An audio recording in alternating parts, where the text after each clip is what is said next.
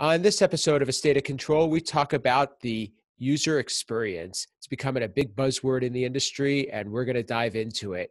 What's it all about? How do you create one? And how do you know it's right? All that and more on A State of Control. The network for the AV industry. What are you listening to? This is AV. This is AVNation. This is AVNation.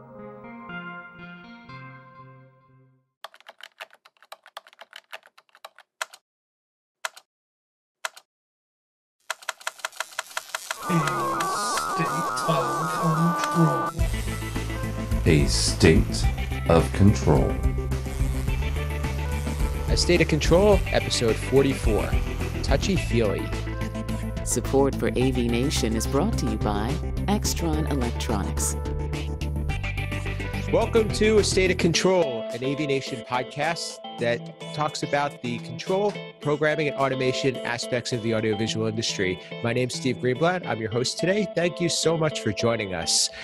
So we have a show planned for you today that touches on a buzzword that's become pretty popular in the industry, and that is the idea of the user experience. So with me to enlighten us on this topic are a few guests that some of you know and some you won't.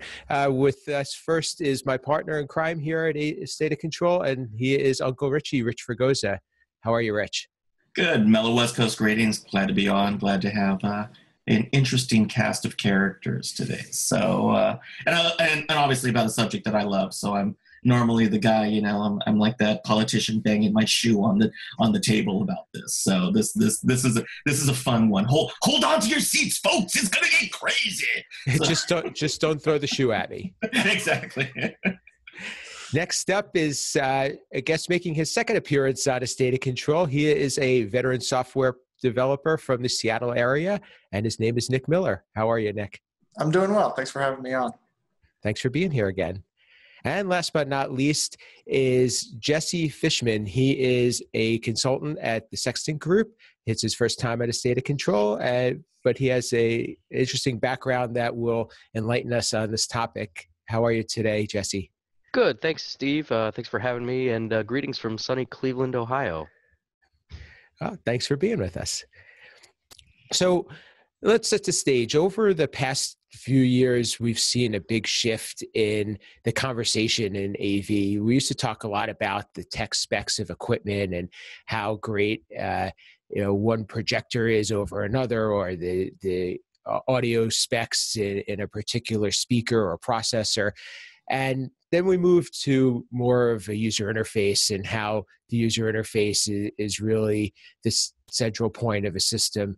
But lately, what we've really been talking about, and this is something that AVIXA in their new name has emphasized, as well as other manufacturers and players in the industry, and that is the idea of the user experience.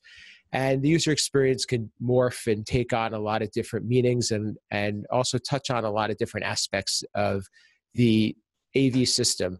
Of course, we'll focus mostly on what pertains to control and automation, but I don't want to exclude the other parts of the AV, the user experience. So Rich, when you think of the user experience, what does that mean to you? And how is this something that is a hype, or is this something that is really different from what we've been talking about in the past?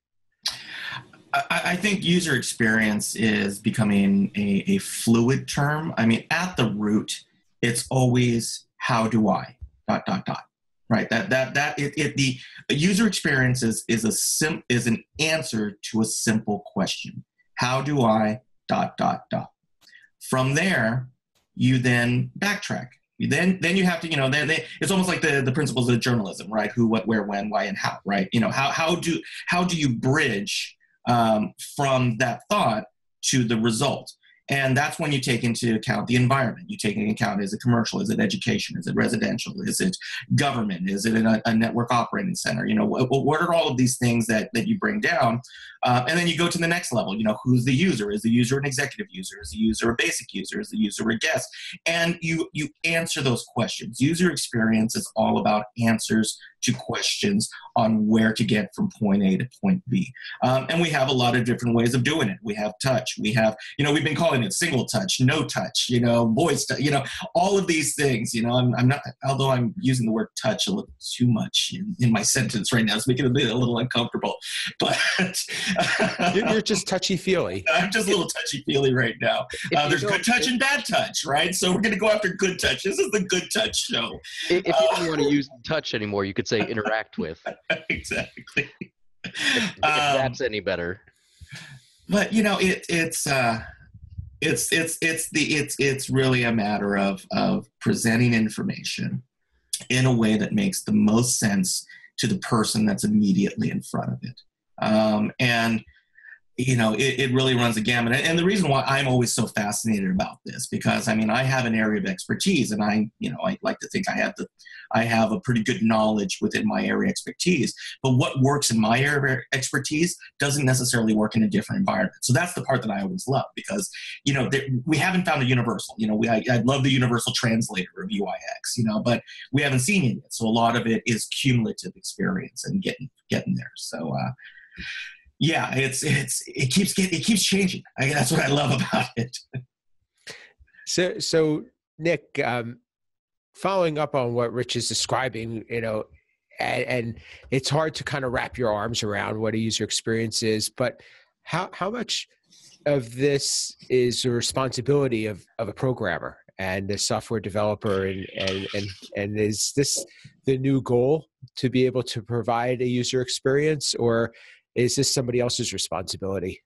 Well, to answer part of that, I don't think this is new at all. I think the term is coming more and more into popularity, but this is kind of what we've done for the last 15 years, specifically as control system programmers. We are typically handed a specification for a system design, and then develop the user experience and the user interface around that. What I think we're shifting to is more of an approach where the control system programmer is and should be involved earlier in the process of system design, so that the experience itself is what drives the components that make up the system.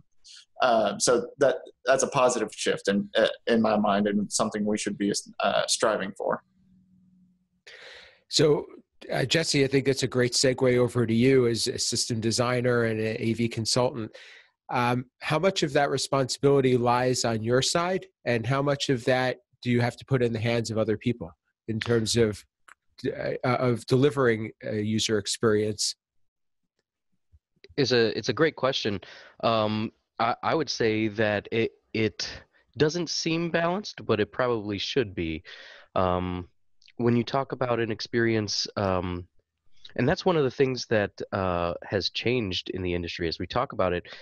You mentioned we used to talk about gear and specs and all this other stuff, but several years ago, before I got into user experience design, I realized we're talking about all these things and they don't mean anything to the people who are using the systems. So it was, my interest in this was born out of a desire to understand user needs a little better, and how to incorporate the lessons we've learned from using the web over the last 25 years into the AV industry itself. So as far as where the bulk of the effort lies, there's a lot that goes on the designer. And I say designers and system designer because you have to think about things like ergonomics and accessibility. Those are two subjects that are often encountered on the web. We just think about them in different ways on the web than we do within a space. And generally, the programmer would have no control, pardon the pun, over the ergonomics of a room, whether the control panel is in a reachable spot from where the presenter or whoever is using the system or controlling the system. But also, in user experience design, they talk a lot about design to development handoff. So there has to be that aspect of working together, and but also someone else becomes responsible for, you know, the last mile, I guess I'll call it for right now, as well. So I'd like to think that it should be balanced. If it isn't already, I'm not sure I can comment on that. Sure. So, Rich, we'll hop back over to you. You know, playing on the whole idea of touch and the user interface and what Jesse said about the web, is the user experience about the interaction with a user interface, or is there a lot more to it than that? And how do the two mesh? Well, I think if we're looking in the broad scope, right, outside of this show, user experience is everything. It's it's everything that relates to the senses, right? Site.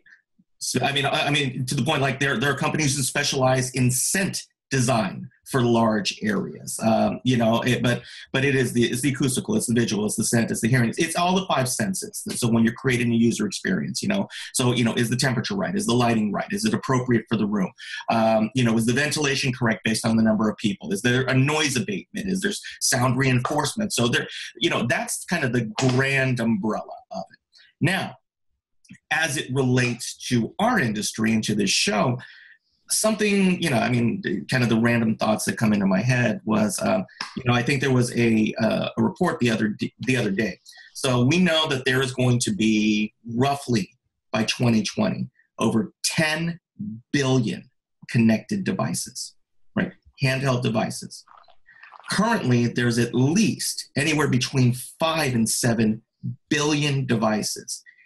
Think about it this way. The iPad came out in 2010, right? Before that, the iPhone had predated it by 3 or 4 years.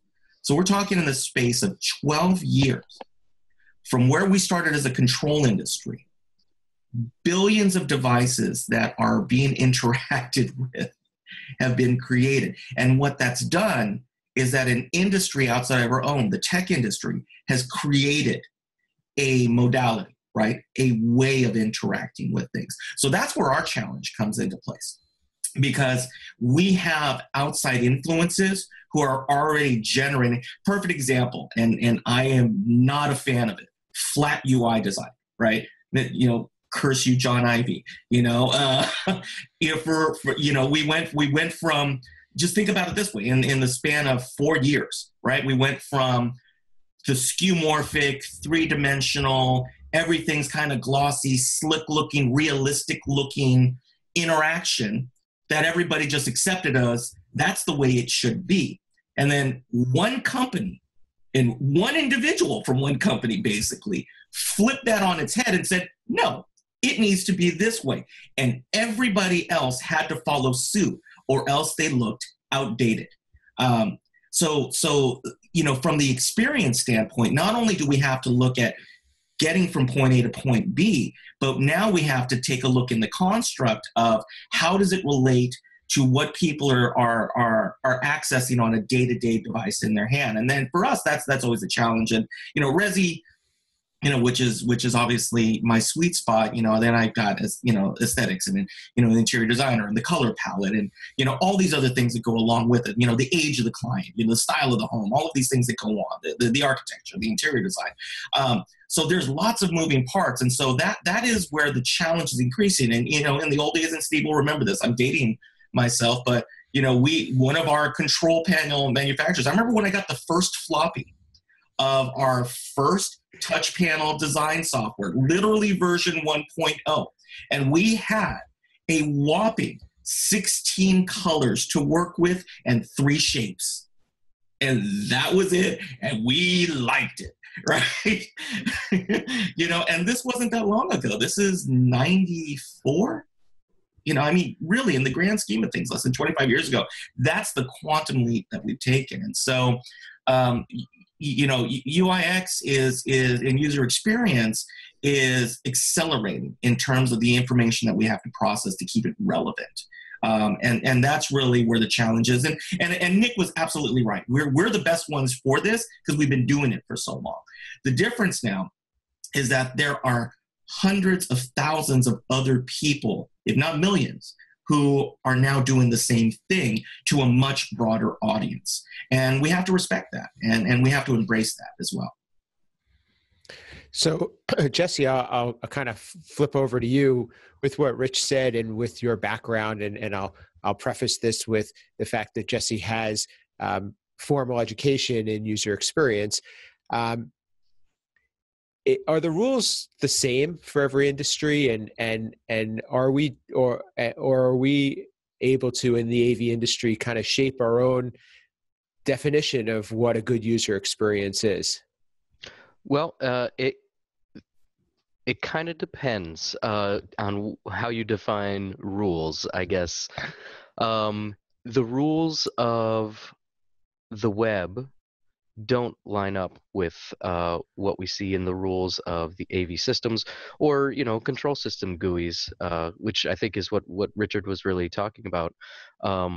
But the rules for going about how to discover things, how to iterate on them, and how to measure them, they're the same regardless of industry. So where in web you might see, or even app design, you might see someone preferring flat versus skeuomorphic, like you mentioned.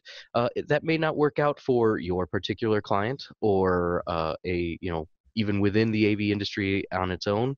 One example I can think of is if you are designing a UI for someone who has a tech role, like in event production or something, they might prefer to have controls that look like the device that they're actually trying to control, so that they know, yes, I know that I am setting the 2-inch tape machine to record right now from this touch panel, whereas in maybe a sleek boardroom, you might not want to go with that skeuomorphic look.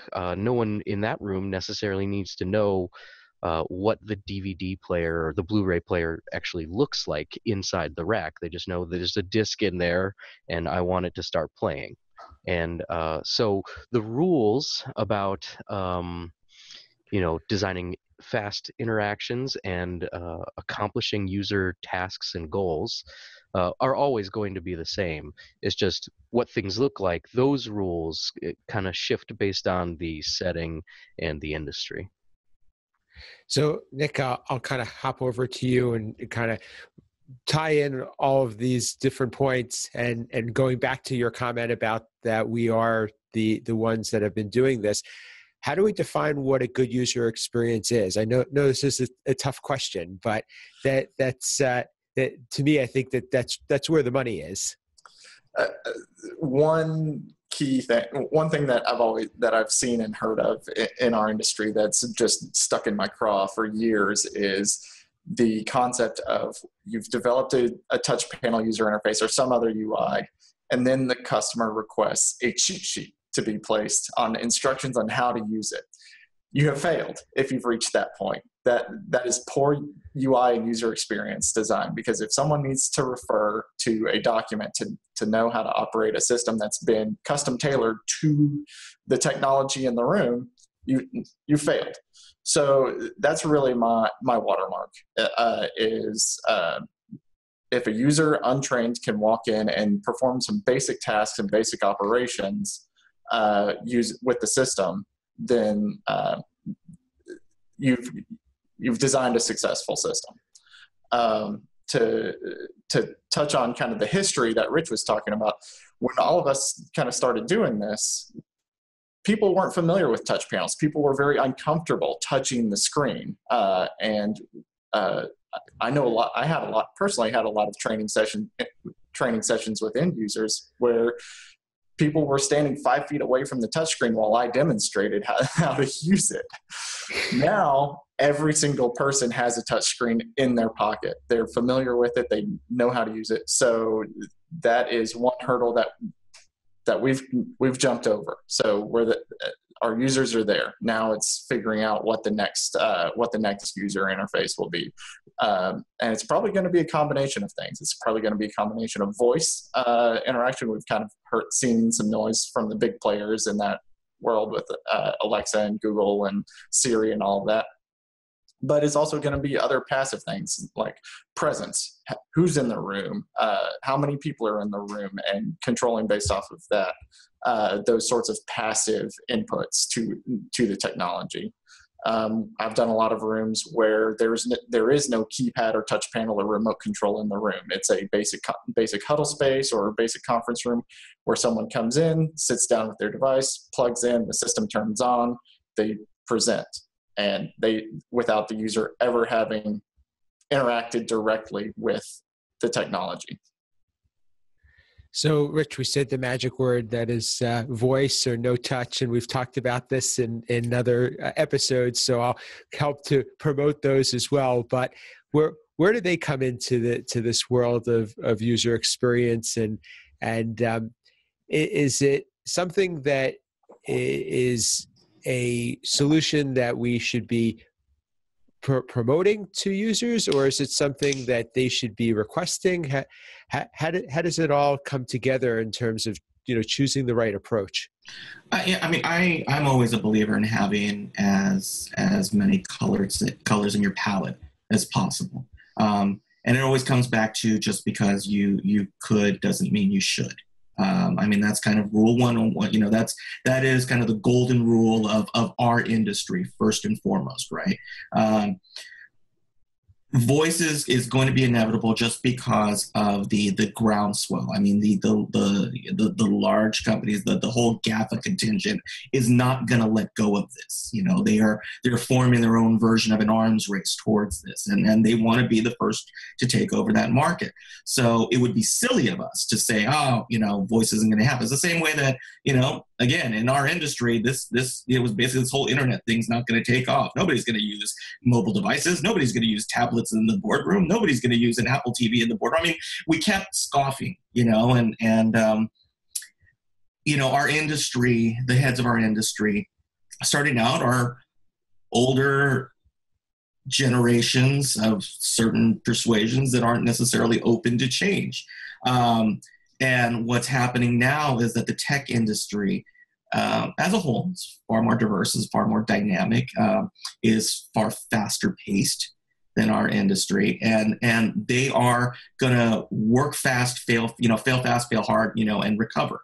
Our industry doesn't work like that for obvious reasons. But we have to look at that. Now, is voice control good right now? No, it's not. It's horrible.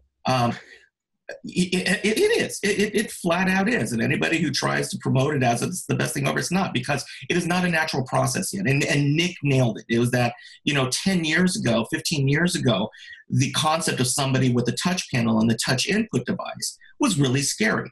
Now, I say that all the time too. Yeah. Now you can go ahead and talk to anybody, and the concept of swipe, pinch, zoom, all of these things, it's ubiquitous. 101 years ago, the light switch was invented, right? That's about as ubiquitous as it gets, right? You don't need an instruction manual for a light switch. And so that's kind of our concept of where are we always trying to get to that ubiquitous nature of control.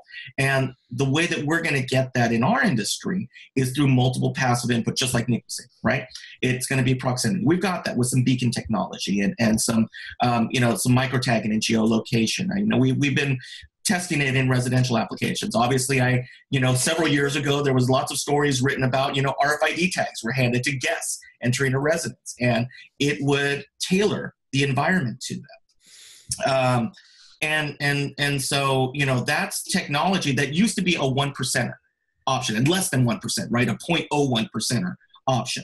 Now we're getting to it where it is something that could become used by scale, but we're going to have to use several input paths. So it's going to be touch, it's going to be proximity, so all these things. So yeah, Nick nailed it in that respect. And but yeah, voice ain't there. It's that fourth option. If you want to scream at something in your house, maybe get a deaf dog. I don't know. Just don't get a smart speaker. So Jesse, the idea that we have all these different options kind of makes it an open canvas, let's say, to be able to provide a user experience. But the trick is how do you define it? And as somebody who's a consultant and you need to kind of balance, I guess, the equipment side, the design side, and also what the users are looking for. But where do you start? That's a great question.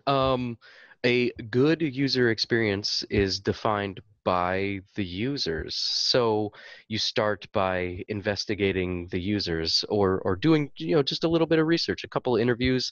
You get an idea for the culture of your client, of the users within that corporation or organization, and you design for them. So once you have an understanding of what that culture is, it could just be a culture where people kind of do things on the fly. They don't necessarily have a high-tech culture, in which case, a couple of inputs next to a flat panel or below a flat panel might be all they really need. In other cases, they want to walk up. They want the system to recognize that, one, they are there, two, that they wish to connect to whatever device they brought wirelessly. So it could be something very automated, but it's always about investigating and discovering who those users are. And there may be a few types, but that's why I'm putting an emphasis on the culture of that organization, because what you'll find is that within most organizations there is a culture, whether that is the lack of a culture or something very rigidly defined.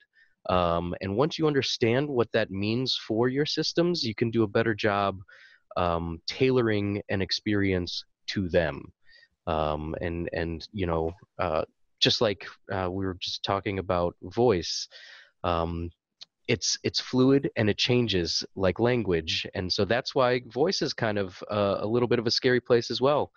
The commands we use today may not be the same sort of commands and language that we use 10 years from now, so that's always something to consider, just like the users. So it's a combination of understanding, discovery, and knowing, who those specific users are. It's not, can I design a successful or a good user experience? It's, can I design a successful or good user experience for this group of users, for this culture? So I'm going to give you a hard question now. How do you actually communicate that to those of us that have to bring it to life? Because that is, I think, where the things sometimes fall apart. That's a tough thing. So much of user experience design is about the process. So it begins with kind of changing your process from, here's the equipment, here are the tech specs, here's how I put it all together, to, here are the users, here's what I know about them. Let's give them something to try. Give them something to try. You come up with something. It doesn't have to be pixel perfect, as they use in the web industry, but give them something to try. Test it, evaluate, analyze those tests. It doesn't take very long. You don't need a ton of users. And kind of find out where those errors lie, fix a couple of them, do it again, do it a couple of times. You'll end up with a much better result, and thereby a good user experience for that particular group. We're not, I want to emphasize that we're not trying to prove anything. We're trying to improve things. And that starts with kind of changing the process a little bit. Nick, is that something that you've experienced? And do you think that that iterative process is there in our world? Absolutely. Well, we're getting there. We're constantly improving. I know those of us on the panel have been handed consultant specifications that have about 2.5 sentences for the user interface and control design. Things are improving greatly, and I think the industry as a whole is kind of getting the message that the user experience, hence the name change for InfoComm, now AVIXA, is really the core of what we do, and it's really what is going to drive our future success. So whether it be any of the things we've talked about today, touch panel design, voice interaction, no touch, all of those things, to go back to what Jesse was talking about, it really is a matter of knowing your audience, knowing your target, and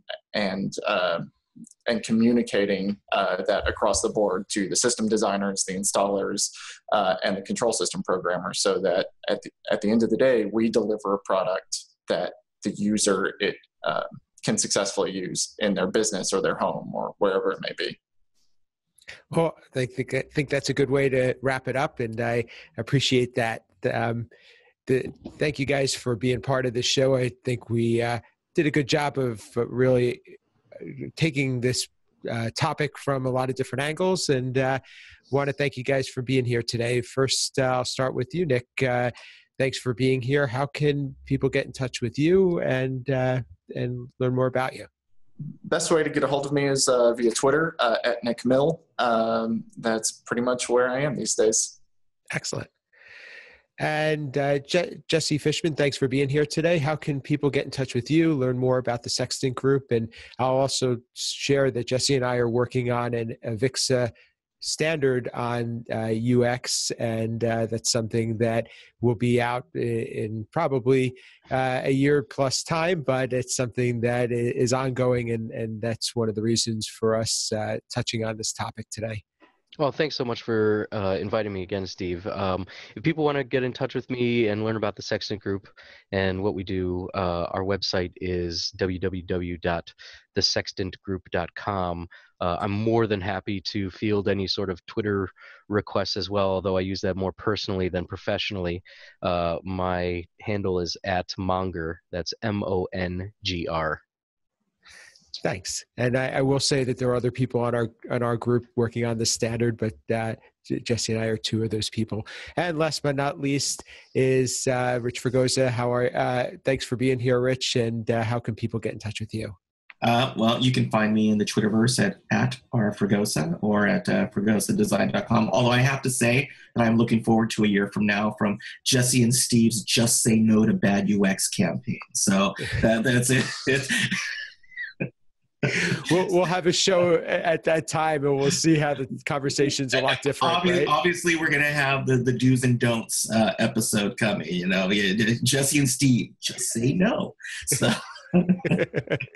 Well, and hopefully we'll have others from the group join us as well. So it's certainly not just us. But my name's Steve Greenblatt. You can reach me at Steve Greenblatt on most social media platforms, and my company Control Concepts at controlconcepts.net.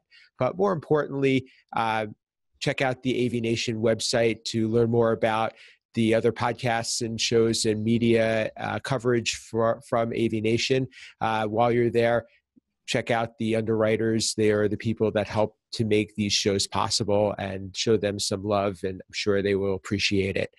Also, please, if you can, leave us a review, leave us a comment, let us know what you like, and let us know what you want us to be touching on in the future. The show is about the listeners, and we want to make sure that we're delivering the content that you're looking for. So look forward to hearing from you, and hope that you take the time to reach out. But other than that, that'll do it for State of Control. Thanks for joining us.